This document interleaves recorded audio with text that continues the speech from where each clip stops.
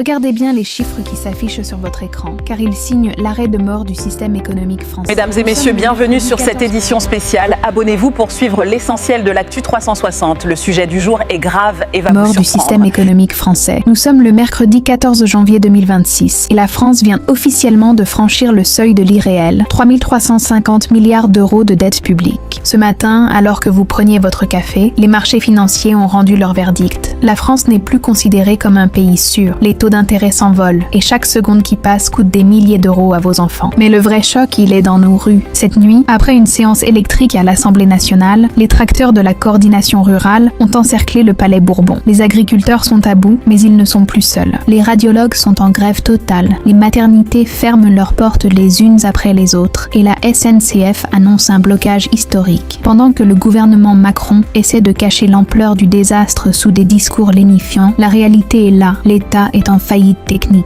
Ce 14 janvier 2026 est le jour du grand basculement social. Ne quittez pas cette vidéo, car durant les prochaines minutes, nous allons plonger dans les dossiers noirs de la finance française, là où l'argent disparaît, là où votre avenir se consume. La France ne tremble plus, elle explose. Entrons dans la froideur des chiffres, là où le mensonge ne peut plus tenir. Ce 14 janvier, le rapport de la Commission des finances est tombé comme un couperet sur le bureau du Premier ministre Sébastien Lecornu. Le déficit pour 2026 ne sera pas de 4,7% comme promis à Bruxelles, mais frôle déjà les 6%. Pourquoi ? Parce que les recettes fiscales s'effondrent, les entreprises ferment, la consommation baisse et l'État, tel un toxicomane de la dépense publique, ne sait plus s'arrêter. Depuis 2017, la dette a augmenté de plus de 1300 milliards d'euros. Où est passé cet argent ? Pas dans nos hôpitaux, pas dans nos écoles, pas dans nos infrastructures. Il a été englouti dans des aides à fonds perdus, dans des cabinets de conseil et dans une bureaucratie européenne toujours plus vorace. Le projet de loi de finances 2026 prévoit une dette à 118% du PIB. À ce niveau, la France ne produit plus de richesse, elle produit de la survie financière. Les experts sont unanimes. Nous vivons une situation de Ponzi étatique. On emprunte pour payer les intérêts de ce qu'on a déjà emprunté. Imaginez une famille qui prendrait un nouveau crédit chaque mois uniquement pour rembourser les intérêts du précédent. C'est exactement ce que fait la France en ce mercredi 14 janvier. Le mur de la dette est devant nous et nous fonçons dedans à pleine vitesse, sans frein et sans pilote. Pendant que les technocrates comptent leurs milliards virtuels, la terre de France se soulève. Cette nuit du 14 janvier restera gravée dans les mémoires. Les tracteurs ont quitté l'Assemblée à l'aube, mais ils n'ont pas déposé les armes. Ils ont simplement changé de stratégie. Après avoir bloqué le cœur du pouvoir, ils se dirigent désormais vers les centres logistiques. Pourquoi cette colère ? Parce que le budget 2026 prévoit de nouvelles taxes sur le gazole non routier et une baisse drastique des aides à l'installation des jeunes agriculteurs. On demande à ceux qui nous nourrissent de payer pour les erreurs de ceux qui nous ruinent.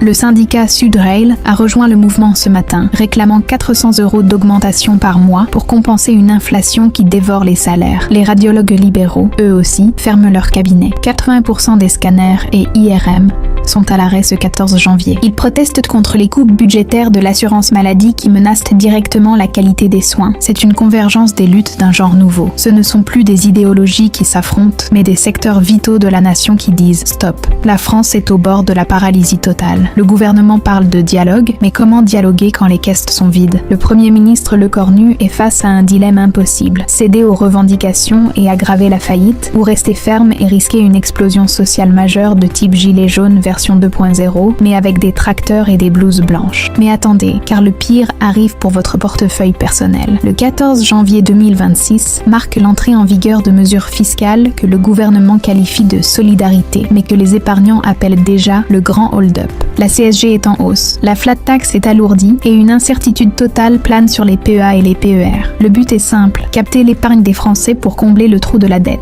C'est un véritable cauchemar pour votre argent. Les livrets d'épargne sont moins rémunérés alors que les charges bancaires s'envolent. On assiste à un phénomène de débancarisation. Les gens retirent leur argent, cherchent des actifs tangibles comme l'or ou l'immobilier, mais même là, le marché est grippé par des crédits rigides et des dispositifs de rénovation à la l'arrêt, faute de subventions d'État. Le Conseil constitutionnel est désormais le dernier rempart contre un texte budgétaire que beaucoup jugent de mal verrouillé et dangereux. Si la taxe sur l'épargne passe, c'est la confiance même dans l'institution bancaire française qui pourrait s'effondrer. Ce 14 janvier, la question n'est plus de savoir combien vous gagnez, mais combien l'État va vous laisser. C'est une spoliation lente mais certaine, organisée pour sauver un système qui refuse de se réformer. Dans ce chaos économique et social, une enquête Verian publiée ce 14 janvier vient glacer le sang des observateurs. 58% des Français jugent désormais probable qu'un conflit armé touche le territoire national dans les 5 prochaines années. Ce n'est plus de la paranoïa, c'est une prise de conscience brutale. La fragilité de nos infrastructures, le délitement de la coopération sécuritaire avec nos voisins, notamment l'Algérie, et les tensions mondiales créent un climat d'insécurité permanent. La France est affaiblie de l'intérieur par sa dette et de l'extérieur par sa perte d'influence. Le discours du ministre Jean-Noël Barrot lors de la conférence des ambassadeurs est révélateur. Il parle de briser les carcans, mais les faits montrent une nation qui recule sur l'échelle du développement mondial. D'autres pays nous dépassent. De jeunes nations émergent. Et nous nous battons pour des points de croissance fictifs. Ce 14 janvier 2026, la résilience nationale est mise à rude épreuve. Entre la menace de tempête météo sur le nord-ouest et la tempête sociale dans les métropoles, le moral des Français est au plus bas. Mais c'est aussi dans ces moments-là que le génie français peut se réveiller. Les gens s'organisent, des solidarités locales naissent hors des circuits officiels. Le peuple commence à comprendre qu'il ne pourra compter que sur lui-même pour traverser la crise qui vient. Pour conclure cette édition spéciale du 14 janvier 2026, posons les mots sur la réalité. La France est à un tournant historique. Le modèle de la dépense infinie est mort. Le système Macron est au pied du mur. Soit nous acceptons la faillite et la déchéance, soit nous imposons un changement radical de cap. L'argent des Français doit revenir aux Français, pas à la dette, pas aux cabinets de conseil, pas aux structures inutiles de Bruxelles. Dites-moi dans les commentaires, ressentez-vous déjà l'impact de ces nouvelles taxes sur votre quotidien ?